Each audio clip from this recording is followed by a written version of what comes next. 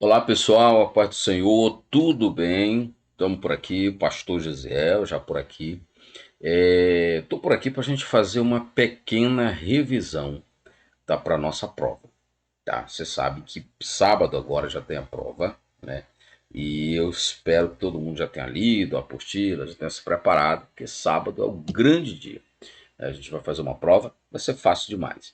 Mas aí eu vou, através deste vídeo aqui, vamos fazer uma pequena revisão, tá? Para facilitar a vida de vocês, ajudar aí, relembrar alguma coisa. Eu sei que vocês já leram, sei que vocês estão preparados, animados, mas eu resolvi ajudar vocês, certo? Tá bom? Então, na verdade, isso aqui é a nossa aula que a gente faz online, né? Nosso curso online. Mas aí eu peguei e fiz uma pequena adaptação aqui para que a gente possa fazer uma revisão, certo? Para que vocês relembrem de algumas coisas para a nossa prova. Tudo bem, pessoal? Vamos lá? Então, começar a nossa aula.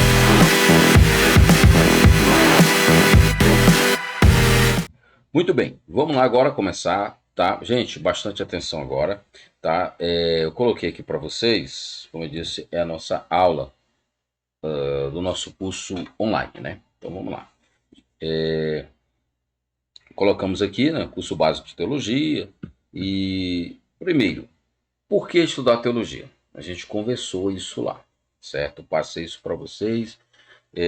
Por que estudar teologia? Primeiro, falando aí sobre a palavra teologia, né, que é a junção de dois vocábulos gregos, theo, que quer dizer Deus, e logos, ou logia, que quer dizer estudo ou conhecimento. Logo, quando eu junto os dois vocábulos, eu formo a palavra teologia, que quer dizer o estudo sobre Deus. Então, quando eu estou estudando teologia, eu não estou fazendo nada mais do que estudando sobre Deus através da sua palavra. Então, quando eu estudo teologia, estou estudando a Bíblia Sagrada, a palavra de Deus, a fim de conhecer Deus com mais profundidade, certo? Então, por isso, eu estudo teologia, certo? Vocês lembram que isso a gente explicou, escreveu na lousa e tal. Aí eu coloquei mais algumas coisas aqui, né? Conhecer, por que estudar teologia? Conhecer com maior profundidade a palavra de Deus. Coloquei inclusive um texto aqui de João 8,32, né? Conhecereis a verdade e a verdade vos libertará. Qual é essa verdade? Jesus. Ele mesmo disse, né? Eu sou o caminho, eu sou a verdade, eu sou a vida. João também fala que Jesus é a palavra, né? No princípio era a palavra, João capítulo 1, primeiro, né?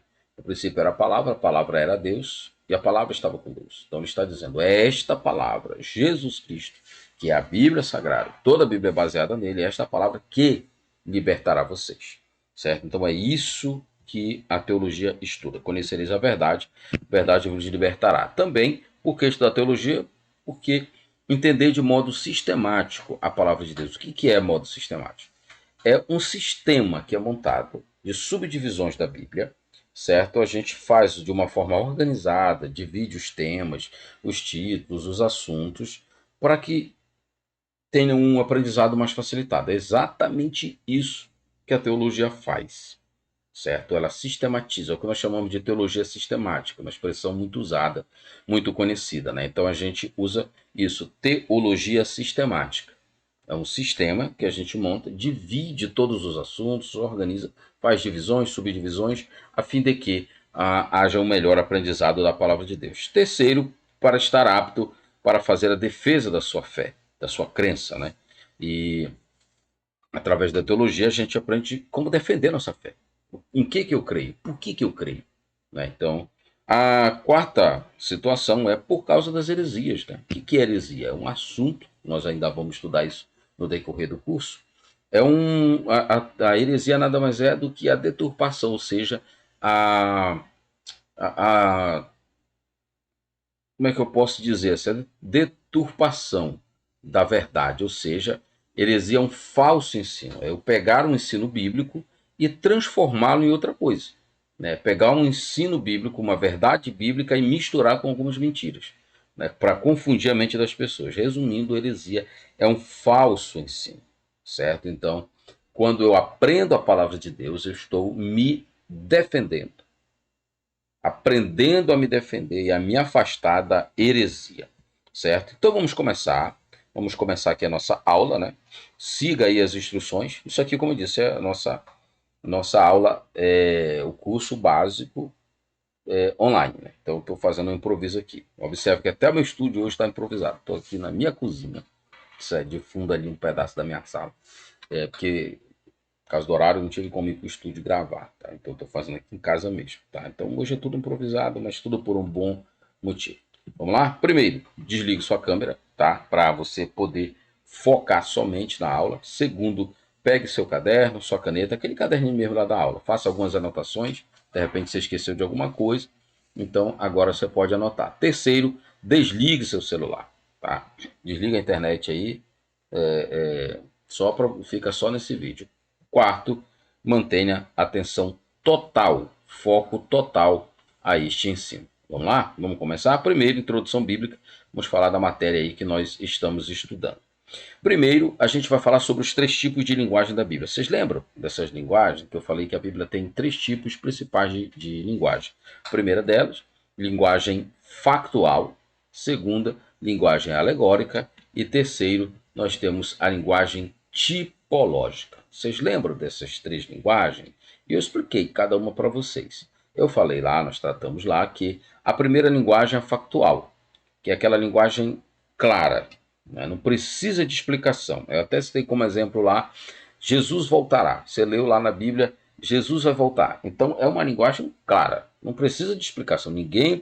Não precisa ninguém te explicar que Jesus vai voltar. Ali ele está claramente. Lá no um outro exemplo de linguagem factual é lá nos 10 mandamentos, né? Êxodo 20. Não matarás, linguagem clara. Não roubarás, linguagem clara, né? Não terás para ti outros, não farás para ti mais escultura. É claro, é evidente, não tem discussão. É aquilo ali, lê e pronto.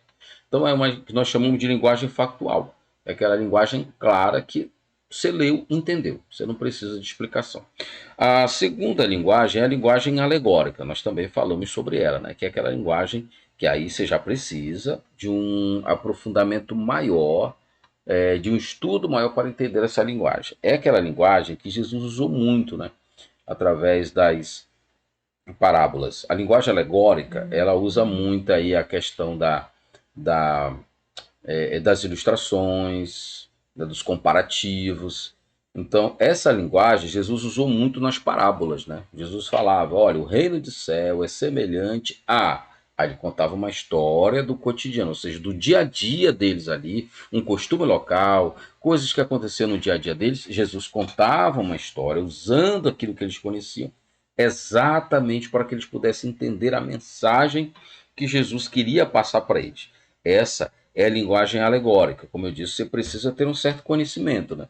Aí você precisa conhecer os costumes da época, você precisa conhecer o porquê que Jesus contava aquelas histórias, aí o que Jesus queria passar, ou seja, um comparativo, uma ilustração. Então já necessita aí um conhecimento maior, certo? É a linguagem alegórica.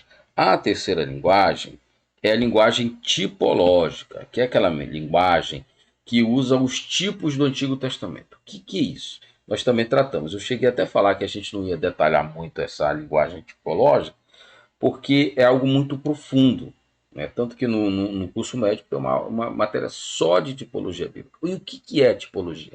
O que é um tipo? A linguagem tipológica é você pegar alguém ou algo, ou seja, uma pessoa ou um objeto do Antigo Testamento que representa alguém no Novo Testamento. Vou te citar aqui um exemplo. Vamos lá, Páscoa. Você lembra da Páscoa, a saída do povo do Egito? A ordem de Deus para Moisés é: olha, Moisés, fala para o povo que cada família vai matar um cordeiro, e esse cordeiro eles vão pegar o sangue e vão passar nos umbrais da porta e tal. Aquilo ali representa, aquele cordeiro representa quem? Jesus, que ia morrer por várias famílias. Aquele sangue que deu livramento ao povo de Israel é também o sangue de Jesus, que representa. Uma outra maneira, outro exemplo muito claro de um tipo do Antigo Testamento que representa Jesus, ou seja, de uma linguagem tipológica, é lá Isaac e Abraão na região de Moriá, ali no monte, quando foram fazer o sacrifício. Quem que ia morrer? Isaac. Isaac estava condenado, não tinha jeito. Aí Abraão disse: Deus vai prover para si o cordeiro. E de repente surge aquele cordeiro lá no meio dos arbustos, preso lá. E aí aquele cordeiro representa quem? Jesus Cristo. O cordeiro toma o lugar de Isaac, morre no lugar de Isaac. Então, a mesma coisa, aquele cordeiro representa Jesus que morre no lugar da humanidade. Então, isso é tipo, linguagem tipológica. Alguém ou algo, uma pessoa ou um objeto ou um animal no Antigo Testamento que representa alguém no Novo Testamento. Geralmente, a maioria dos casos, essa tipologia ela é usada para Jesus Cristo, tá? Alguém no Antigo Testamento que representa Jesus. Existem outras situações, algumas exceções, mas em sua maioria é representando Jesus Cristo. Certo? Então, essas são os três tipos, são os três tipos de linguagem, os três tipos principais de linguagem que a Bíblia usa, certo? Então vamos lá, continuando aqui, nós vamos falar agora sobre a estrutura da Bíblia, certo? Toda a Bíblia em sua estrutura, suas divisões, aquilo que nós chamamos de teologia sistemática. Nós vamos sistematizar, fazer uma divisão sistemática da Bíblia para que a gente possa entender melhor o que a Bíblia quer passar. Vamos lá, a estrutura da Bíblia, né? Aqui a gente tem que entender melhor a estrutura da Bíblia. Primeiro, nós vamos dividir a Bíblia. Vocês lembram que eu falei para vocês que a Bíblia se divide em duas partes principais. Quais são elas? Antigo e Novo Testamento, né? As duas principais divisões da Bíblia. Vamos lá, recapitulando. A Bíblia se divide em duas partes principais. Quais são elas? Antigo e Novo Testamento, certo? Também a Bíblia ela é dividida em livros. São quantos livros? 66 livros. Esses livros, eles também são divididos, existe uma subdivisão no Novo e no Antigo e no Novo Testamento. Tá? Então a Bíblia tem 66 livros. Só que no Antigo Testamento tem quantos livros? 39 livros. No Novo Testamento nós temos 27 livros. Então, recapitulando. Em quantas partes se divide a Bíblia? Em duas partes principais, Antigo e Novo Testamento. Em quantos livros se divide a Bíblia? Em 66 livros. Esses 66 livros são subdivididos no Antigo e no Novo Testamento. No Antigo Testamento, quantos livros tem? 39. No Novo Testamento, quantos livros tem? Nós temos aí 27 livros. Essa é a primeira subdivisão da Bíblia. E aí nós temos a história da Bíblia, né? Ela foi escrita em 16 séculos. A escrita da Bíblia, né? Foi escrita em 16 séculos, certo? Guarda esses números, tá? Esses números que eu estou passando para vocês aqui sobre a estrutura da Bíblia, eles são muito importantes. Vai que dá uma coisa do professor, ele decide colocar isso aí na prova, né? Isso vai servir. Então, guarda bem esses números que eles podem ser muito importantes, tá? Então a Bíblia foi escrita em aproximadamente aí 16 séculos, tá? Você pode, caso isso caia na prova, eu coloquei em 16 séculos, está errado? Não, não. Eu vou considerar, se eu colocar em 16 séculos ou aproximadamente 16 séculos, tá? Eu vou considerar ambas as respostas. O Antigo Testamento, ele foi escrito em 400 anos, certo? Então a Bíblia toda foi escrita em 16 séculos. E o Antigo Testamento foi escrito em 400 anos. O Novo Testamento, ele já foi escrito aí em 96 anos, certo? E houve um período interbíblico entre o Antigo e o Novo Testamento de 400 anos, certo? Então vamos lá. A Bíblia foi escrita em 16 séculos. Depois, o Antigo Testamento foi escrito em 400 anos. O Novo Testamento foi escrito em 96 anos. E existe um período entre o Antigo e o Novo Testamento, que nós chamamos de período interbíblico. Quanto tempo perdurou esse período interbíblico? Ele perdurou 400 anos, certo? Então, quando você junta esses três valores, nós damos um total de quase 16 séculos, que é o período em que a Bíblia foi escrita, certo? Então, guarde esses números. A Bíblia foi escrita em 16 séculos, o Antigo Testamento foi escrito em 400 anos, o Novo Testamento em 96 anos, e aí houve um período interbíblico entre o Antigo e o Novo Testamento, num total de 400 anos. Tá? A Bíblia também, nós temos aqui uma outra divisão, a Bíblia foi escrita aí por 40 pessoas, perdão, diferentes pessoas aí de diferentes classes. Entre elas aí destacam-se pastores, pescadores, médicos, vaqueiros e etc. Ou seja, a Bíblia foi escrita aí por 40 pessoas diferentes, certo? Volto a dizer, guarda esses números. E a Bíblia foi escrita em vários locais, em lugares diversos. Inclusive tem um erro aqui que eu fui copiar e acabei colocando errado. Mas a Bíblia ela foi escrita em locais diversos, né? E aí nós temos vários locais, né? Que a Bíblia foi escrita em, vamos lá, recapitular alguns: palácios, prisões, deserto, no campo, onde mais? Em vários lugares ela foi escrita. E aí, automaticamente, quando você vai dizendo isso, por exemplo, a Bíblia foi escrita em prisões, automaticamente, somente já começa a remeter a quem escreveu. Isso é legal. Por exemplo, quem que escreveu na prisão? Aí você lembra de Paulo, você lembra de Jeremias, né? Quem escreveu a Bíblia no palácio? Automaticamente a sua cabeça já vai a Isaías, que morava no palácio, a Davi, que foi rei, a Salomão também, que foi rei, que morava no palácio, é, a Daniel também, que morou no palácio. E aí automaticamente a tua mente vai fazendo essas ligações, o que é muito legal e é muito interessante. A mesma coisa serve lá para os autores da Bíblia, né? Você vai ver aqui, ó, a Bíblia foi escrita por 40 pessoas diferentes. Né? E aí você vê entre eles tinha reis, entre eles tinha pescadores, automaticamente a tua mente remete a essas pessoas.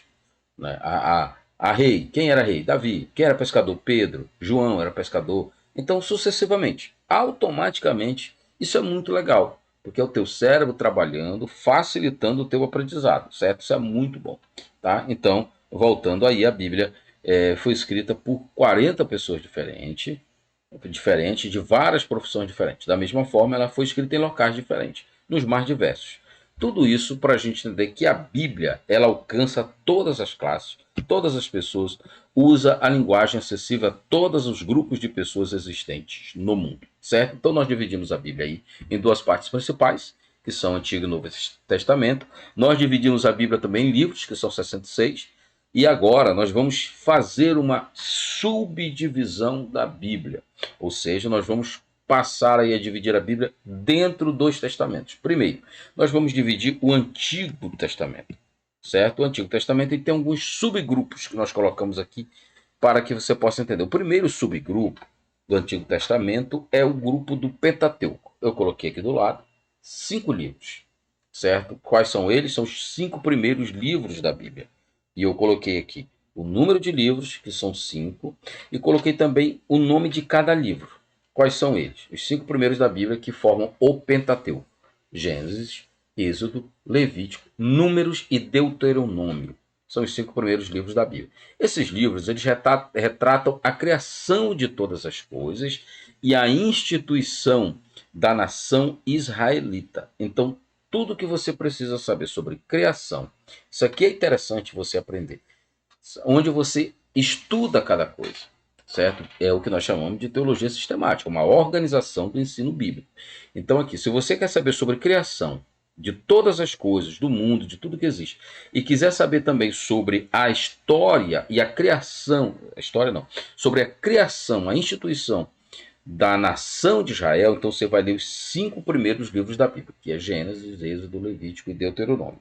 Depois nós temos o segundo grupo, que são os livros históricos, formado por 12 livros. Eu coloquei aqui cada um individualmente. Nós temos aqui Josué, Juízes, Ruth, primeiro e segundo Samuel, primeiro e segundo Reis, primeiro e segundo Crônicas, Esdras, Neemias e também o livro de Esther. São 12 autores. Esses livros eles retratam sobre a história de Israel, certo? Os primeiros lá falam da criação da nação, agora ele fala sobre o desenvolver da história. Esses 12 livros, eles contam a instituição dos reis de Israel, dos profetas, do que aconteceu no meio do povo, as vezes que o povo se afastou de Deus. Tudo isso é tratado dentro desses livros históricos. Então volta para aquela máxima que eu disse lá. Onde eu quero aprender sobre tal coisa, então eu vou procurar os livros que tratam sobre isso. Então, se eu quero tratar sobre a criação, eu vou para os 5 primeiros livros da Bíblia. Se eu quero tratar sobre a história de Israel, o que aconteceu na história de Israel, então eu vou para os livros históricos, que são exatamente esses aqui que eu coloquei para vocês, certo? Esses 12 livros históricos e tratam exatamente sobre a história de Israel. E aí eu volto a dizer, envolve reis, profetas e uma série de coisas, tá bom? Depois nós temos outro subgrupo aqui, que são os livros poéticos. Como eu coloquei aqui, são 5 livros. E quais são eles? São os livros de Jó, o livro dos Salmos, o livro de Provérbios, Eclesiastes e Cantares de Salomão. São 5 livros. Esses livros são formados por poesias. E aí entra aquele detalhe que eu tratei com vocês lá na aula, que é falando sobre esses livros poéticos. Por exemplo, os Salmos, eles não têm capítulos. Eles têm número de salmos. Por exemplo, Salmo 1, verso X. Ele não tem capítulo e não tem versículo. Então eu vou falar Salmo de número tal, verso tal. Certo? É o detalhe, porque esses livros são poéticos, ou seja, eles são poesias, são cânticos. Certo? Então eles são poesias, por isso são denominados e descritos assim. Esses livros poéticos, eles tratam sobre o devocional, como prestar um culto, certo? Como adorar, um assunto sobre adoração. O outro subgrupo que nós temos aqui são dos profetas. É um grupo bem grande, formado por 17 livros, certo? São 17 livros proféticos. Esses livros, eles tratam exatamente sobre a história dos profetas, o que cada profeta fez, o que eles profetizaram, da maneira como eles foram usados por Deus. Esses profetas, eles estão inseridos dentro dos livros históricos. Eles profetizaram exatamente dentro desse contexto da história de Israel, obviamente, certo? Então, eles são 17 livros. E aí, como é um grupo muito grande, nós fizemos aqui uma outra subdivisão, que são os profetas maiores, certo? Que é um grupo formado, uma outra subdivisão formado por 5 livros. Quais são? Livro do profeta Isaías, do profeta Jeremias, de Lamentação de Jeremias, o profeta Ezequiel e do profeta Daniel. São 5 livros. Mas por que eles são chamados de profetas maiores? Porque eles são mais importantes e maiores do que os outros? Não, não. Eles são chamados, eles são denominados profetas maiores simplesmente pelo tamanho do livro de cada um. Porque esses 5 livros são livros maiores do que os outros. Se você olhar, por exemplo, Isaías tem 66 capítulos, é um livro absurdamente grande. E são capítulos grandes. O livro de Ezequiel, se eu não me engano, são 50 capítulos. E são capítulos absurdamente grandes. Então, são livros absurdos de grandes. Então, por isso são chamados de profetas maiores. Ou seja, eles foram reunidos num subgrupo de 5 livros para poder melhor explicar, certo? Dizer que os livros são maiores. Da mesma coisa, nós temos aqui um outro subgrupo, que é uma subdivisão dos profetas, que são os profetas menores, que são 12 livros, certo? Eles são Oséias, Joel, Amós, Obadias, Jonas, Miqueias, Naum, Abacuque, Sofonias, Ageu, Zacarias e Malaquias. Como eu disse a vocês, são 12 livros, que também vem a mesma explicação. Por que são profetas menores? Simplesmente porque os livros que eles escreveram são menores que os outros. Você vai ver livros aí que tem um capítulo. Você vai ver livros aí que tem 3 capítulos. Então são livros bem menores. Por isso eles são denominados de profetas menores. Apenas isso. Nada mais além disso. Profetas maiores, porque os livros são maiores. Profetas menores, porque os livros são menores. E só uma curiosidade para você aqui: os livros dos profetas menores são os livros menos lidos da Bíblia. Você sabia disso? Porque eles ficam escondidos ali, são livros pequenos, né? E não são muito lidos pelas pessoas. Então, mas são livros super interessantes. E eu te aconselho a ler esses livros com mais, ler por mais vezes, porque são livros interessantíssimos que têm mensagens extraordinárias, certo? Nós dividimos aí o Antigo Testamento, né, em subgrupos de livros. A mesma coisa nós vamos fazer com o Novo Testamento. Vamos lá, vamos dividir aqui o Novo Testamento também. Primeiro, nós temos um grupo aí com 4 livros no Novo Testamento, que é o que nós chamamos de livros biográficos.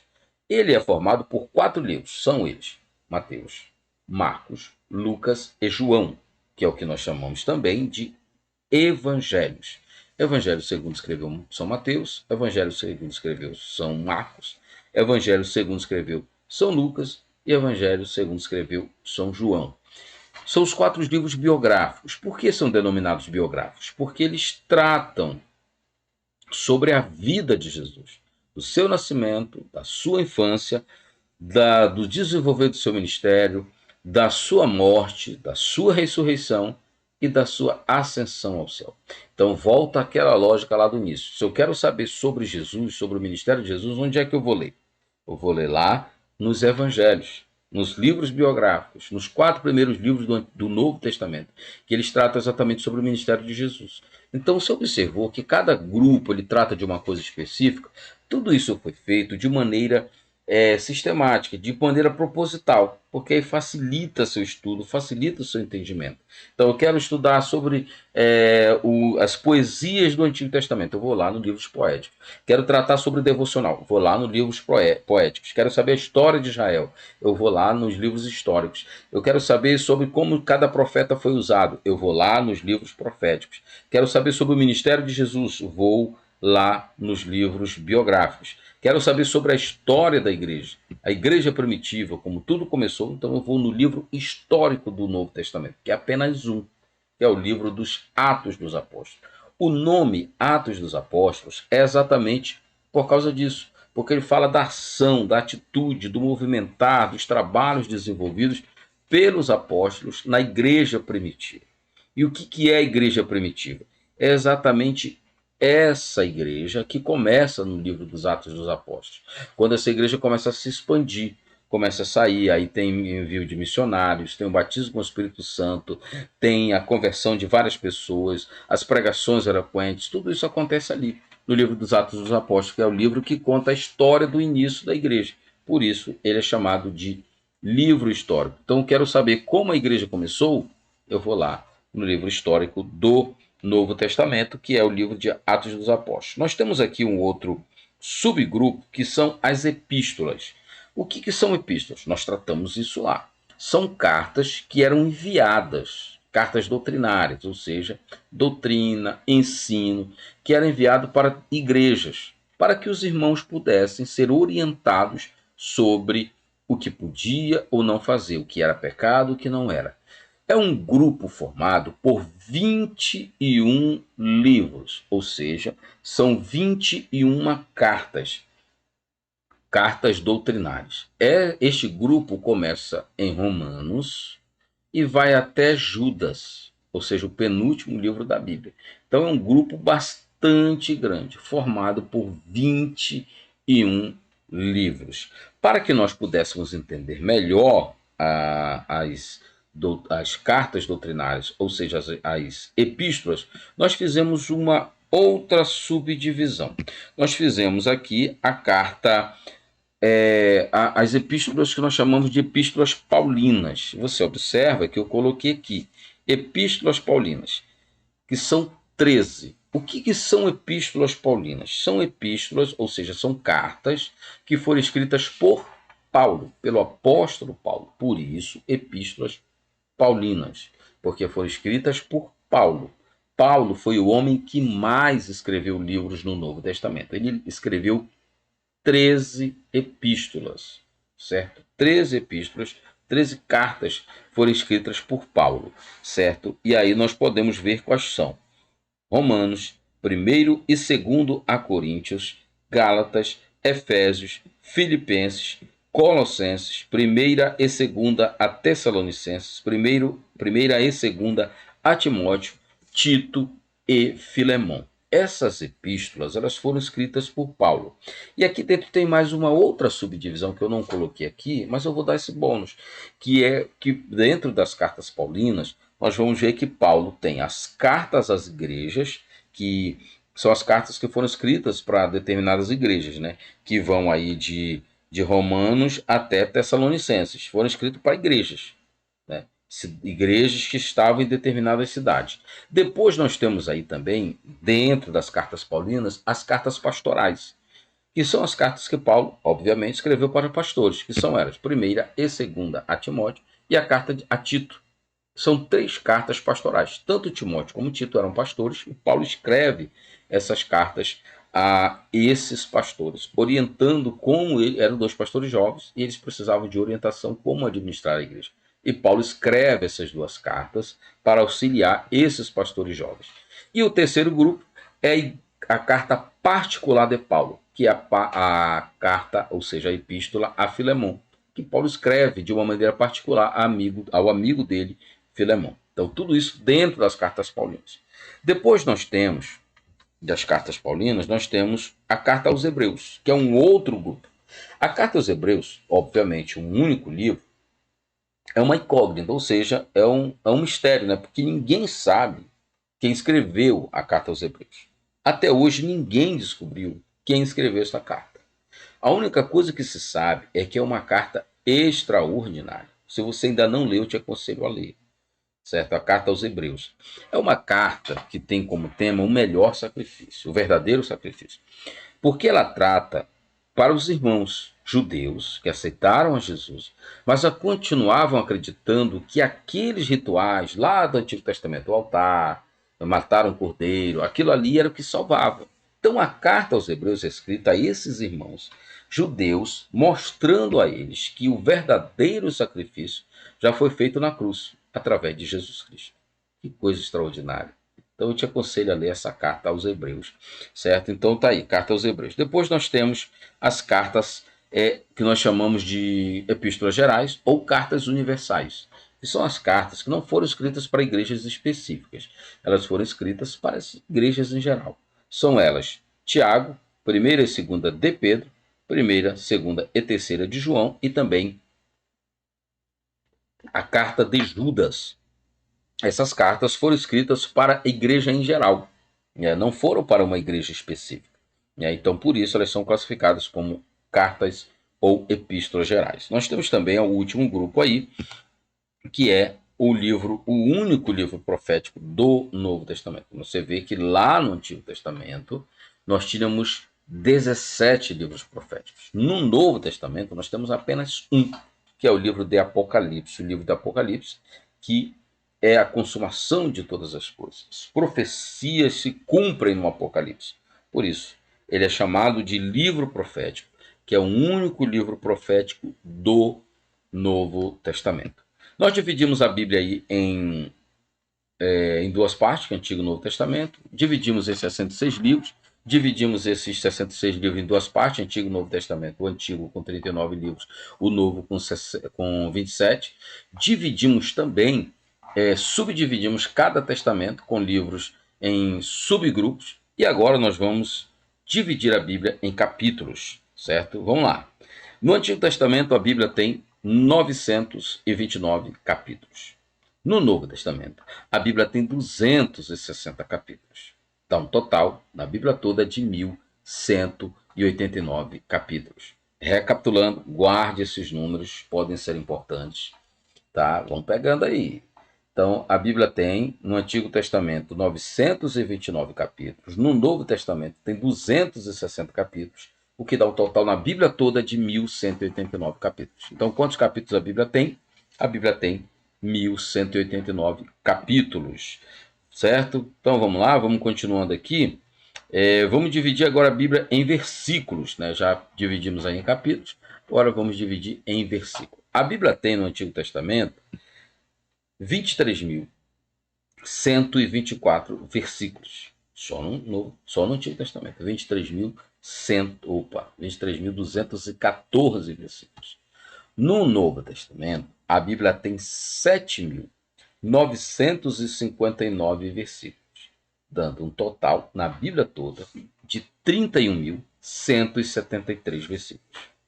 Certo? Olha aí um número absurdamente grande, né, de versículos contidos na Bíblia. Então nós temos aí, primeiro, no Antigo Testamento, 23.214 versículos.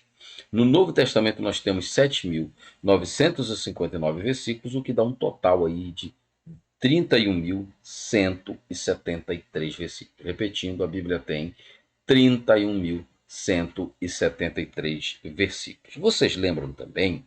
Então, até aí está tudo bem, né? Já deu para relembrar de muita coisa, vocês estão anotando, estão recapitulando, tá? Guarde esses números, eles podem ser muito importantes. Nós tratamos também de uma outra coisa lá, que é a gente tratou que a Bíblia ela é um planejamento. Toda a Bíblia, do Gênesis ao Apocalipse, nada mais é do que um grande projeto de Deus. Um plano extraordinário, elaborado por Deus para resgatar o homem que havia se perdido. Certo? Isso tudo na Bíblia é proposital. Então, esse grande projeto, esse projeto extraordinário de Deus, que é a Bíblia Sagrada, ela pode ser resumida em 5 palavras. Vocês lembram que a gente tratou isso? São 5 palavras que a gente pode resumir a Bíblia, todo esse projeto divino. Tá? A gente tratou isso aí, eu coloquei lá as 5 palavras e eu vou repeti-la. Inclusive tem na sua apostila isso. Eu vou repeti-las aqui. Vamos lá. 5 palavras. Vocês lembram? Quem é que lembra as 5 palavras aí? Não lembra? Então vamos recapitular. Pegue papel e caneta aí. Mas eu volto a dizer. Está lá na sua apostila. Dê uma olhada lá. É bom dar uma lembrada. Vamos lá. Primeira palavra é a preparação. Todo o Antigo Testamento ele serviu como preparação para a chegada do Messias. Desde o Gênesis, quando há a queda do homem, até Malaquias, que é o último livro do Antigo Testamento, todos os livros apontam para a chegada de Jesus Cristo, para o nascimento do Messias. Todos os profetas falaram sobre Jesus, alguns falaram mais. Isaías falou, né, que o menino que ia nascer, que a virgem conceberá e dará luz a um menino, e por-lhe o nome de Emanuel, quer dizer Deus no meio do povo. Mesmo Isaías fala, um menino nasceu, um filho se nos deu, o principado está sobre os seus ombros, o seu nome será maravilhoso, conselheiro, Deus forte, Pai da eternidade e príncipe da paz. Ageu fala, né? E virá o desejado das nações. Então todo o Antigo Testamento foi apontando para Jesus Cristo, seja através da tipologia ou através das profecias. Então, a primeira palavra que nós aprendemos é a preparação, porque todo o Antigo Testamento serviu como preparação para a chegada do Messias. Então, a primeira palavra é preparação. A segunda é manifestação, que acontece ali nos 4 evangelhos, ou seja, nos livros biográficos. Certo? O que é a manifestação? É quando Jesus chega. Jesus nasce, então é manifestado a glória do Senhor através de Jesus Cristo, certo? Ali, porque os 4 evangelhos contam todo o ministério de Jesus, tudo que Jesus fez, o começo do seu ministério, desenvolver, ganhando pessoas para ele, atraindo pessoas, pregando a verdade, ensinando a palavra. Então vamos lá. Primeira palavra qual é? Preparação, o Antigo Testamento. Segunda palavra é manifestação, que são os evangelhos. A terceira palavra é a propagação, que está lá em Atos dos Apóstolos. Por que propagação? O que é propagação? O que significa essa palavra? Propagação é pregar, divulgar, anunciar, falar. E é exatamente o que a igreja em Atos dos Apóstolos fazia, né? Propagando o evangelho de Cristo. Então, a igreja ela é fundada, ela é inaugurada em Atos dos Apóstolos, a igreja cresce, né? Aquele boom espiritual, as viagens missionárias, aquele boom de crescimento, né? Viagem missionária, as grandes pregações, números absurdos de pessoas se convertendo, o início, que é o que nós chamamos de igreja primitiva, tudo acontece ali, né? Em Atos dos Apóstolos. Então, qual é a terceira palavra? É a propagação deste evangelho, a propagação deste plano. Esse grande plano de Deus, ele é propagado através da igreja, em Atos dos Apóstolos. Então, qual é a primeira palavra? Preparação. Segunda palavra é manifestação. E a terceira palavra, propagação. A quarta palavra é a explanação. A explanação é através das epístolas, das 21 epístolas, que são as cartas doutrinárias. Toda a doutrina da igreja estão manifestas dentro dessas epístolas, certo? Todas as doutrinas, tudo que nós fazemos, tudo que nós sabemos que é pecado, que é errado, que a gente pode ou não fazer, tudo está aí nessas cartas doutrinárias. Por isso é uma explanação. O que é a explanação? É a explicação, né? É esmiuçar, detalhar essas coisas. Então a quarta palavra é explanação. A quinta palavra é consumação, que é o Apocalipse, o encerramento, a consumação de todas as coisas, ou de todo esse projeto salvífico, todo esse projeto de salvação encerra-se ali em Apocalipse. O tempo da graça encerra-se em Apocalipse. Então, qual é a primeira palavra? Vamos lá, recapitular. Primeira palavra, preparação, que é o Antigo Testamento. Segunda palavra, manifestação, que são os 4 evangelhos. Terceira palavra é a propagação, Atos dos Apóstolos. Quarta palavra é a explanação, que são as 21 epístolas. E a quinta palavra é a consumação, que é Apocalipse, que é o encerramento, o fechamento de todas as coisas, certo? Então, só para você não esquecer. Vamos lá, recapitular mais uma vez para a gente fechar esse assunto aqui. Primeira palavra, preparação. Segunda palavra, manifestação. Terceira palavra, propagação. Quarta palavra, explanação. E a quinta palavra é a consumação. Então, toda a Bíblia, todo o projeto, todo o planejamento de Deus, ele pode ser resumido nessas 5 palavras. Entendido até aí? Tudo ok? Então vamos lá, continuar agora a nossa revisão já para encerrar aqui. Tema central da Bíblia. Né? Nós sabemos, eu expliquei isso para vocês, sobre 3 situações aqui dentro disso, né? Do tema central da Bíblia. A primeira coisa é o autor da Bíblia. Quem é o autor da Bíblia? Deus. Ele é o grande idealizador. Falei para vocês agora há pouco, a Bíblia ela é um grande projeto. A Bíblia é assim um planejamento extraordinário de Deus, certo? Para salvar o homem. E tudo isso foi encabeçado apenas por Deus. Ele é o grande idealizador. Ele é o criador da Bíblia. É ele quem teve essa ideia maravilhosa. Então, tudo que existe na Bíblia é a ideia de Deus. Ele é o criador, certo? E ele é o autor da Bíblia. E quem é o intérprete da Bíblia? É o Espírito Santo. É ele que nos interpreta, ele que nos faz entender a palavra. Jesus disse isso lá em João, né? Ele disse: é necessário que eu vá, porque se eu não for, o Consolador não vem. Aí ele diz assim: e esse Consolador, que é o Espírito da verdade, esse Espírito, ele vos fará lembrar de todas as coisas que eu vos tenho ensinado. E ele está dizendo assim: ele que vai explicar a vocês. Ele que vai fazer vocês entenderem tudo que eu quero tratar com vocês. É por isso, inclusive, que muita gente lê a Bíblia e não entende, não compreende. Porque quer ler a Bíblia como um livro qualquer. E a Bíblia não é um livro qualquer. A Bíblia é um livro divino. E eu não sou divino. Como eu não sou divino, eu não consigo entender. Humanamente, eu não consigo entender nem interpretar a Bíblia. Então, o que me faz entender a Bíblia? É o Espírito Santo. É por isso que quando eu vou ler a Bíblia, eu tenho que ler e orar primeiramente ao Espírito Santo, para que ele me mostre o que Deus quer tratar comigo. E aí, depois disso, eu vou começar a entender aquilo que Deus de fato quer tratar. Então, vamos lá. Quem é o autor da Bíblia é Deus. Quem é o intérprete é o Espírito Santo. E quem é o tema central? Obviamente, Jesus Cristo. Toda a Bíblia, do Gênesis ao Apocalipse, ela trata, ela aponta, ela direciona para Jesus, porque ele é o tema central. Nós chegamos a ver, inclusive está na apostila, nós chegamos a ler, todos nós lemos lá, né, que em todos os livros da Bíblia tem uma referência a Jesus. Né? Em Gênesis ele é isso, em Êxodo ele é isso. Você lembra que a gente leu? Então, cada livro da Bíblia tem alguma referência apontando para Jesus, porque ele é o tema central. Todo o planejamento de Deus, toda a obra salvífica de Deus, todo o plano de salvação que Deus estruturou é executado em Cristo. Por isso que ele é o tema central, certo? Então toda a Bíblia está apontando para Jesus Cristo. Então vamos lá, só recapitular. Quem é o autor da Bíblia? Deus. Quem é o intérprete? O Espírito Santo. Quem é o tema central? Jesus Cristo. A última vez, quem é o autor da Bíblia? Deus. Quem é o intérprete? Espírito Santo.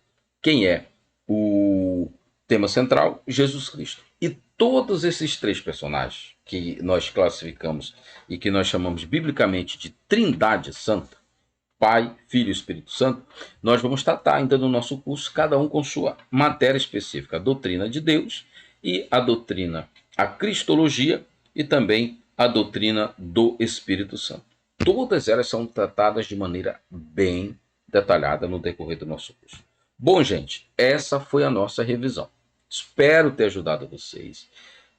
Espero ter clareado as coisas. Espero ter trazido até vocês assim uma melhor ideia do que vai acontecer, tá? A nossa prova ela vai ser bem fácil, bem tranquila, mas vale a pena a gente fazer uma revisão para relembrar de algumas coisas, tá? Espero ter ajudado. Se eu esqueci de alguma coisa, leia na apostila. A prova vai ser baseada totalmente no que está na apostila. Então dê uma lida, dê uma geral, faça umas anotações, rabisque aí. E aí no sábado a gente se encontra para fazer a nossa prova. Deixei aí na tela minhas redes sociais. Passa lá, curte, comenta, compartilha, se inscreve no canal, passa a ser seguidor da gente e conheça o nosso trabalho. Gente, até sábado, tá? Se Deus quiser. Sábado é a nossa prova.